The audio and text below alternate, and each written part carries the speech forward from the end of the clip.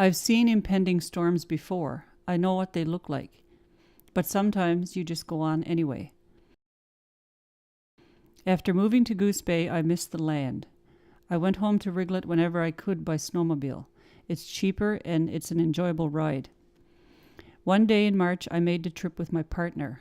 We stayed overnight in Mulligan. Come morning, the weather was mild. The drift from the snowmobiles dampened our clothing. The sky was clear until we got to the upper side of Valley's Bight. The other side was dark and overcast.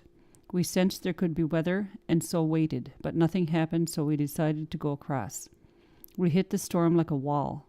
There were 100-kilometer winds and thick snowfall. It was smothering. I told my partner to hug the shoreline, to go into every cove so we wouldn't lose the land, but we couldn't tell what was ice and what was land. The snow had drifted into my machine and froze her up. My partner didn't realize I had stopped. He faded right away into the storm. He noticed I was gone and came back, but he tipped in the ice clumpers. He was solidly stuck.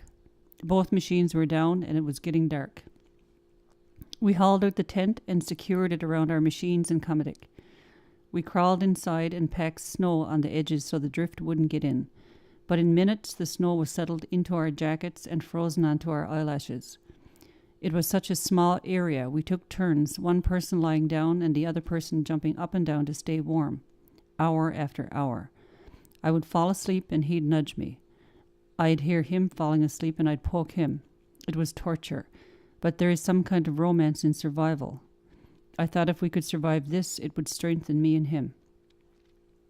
The day dawned bright and windy and bitterly cold. Whatever moisture was in that tent froze like a chunk of ice. It was 9:30 when I heard the snowmobile, the most beautiful sound I had heard in my life. My brother Jim bawled out, "You all right? You all right?"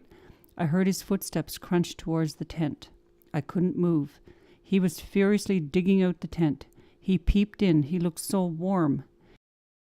He took us to warm up at Raymond's cabin in Snooks Cove, which is a 20-minute run from Little Pot Cove, where we had spent the night. My brother helped me to get my dickie off. It was frozen hard. My hands were stiff and blood red. They gave us hot tea and partridge soup. It was warmth. I will remember it forever.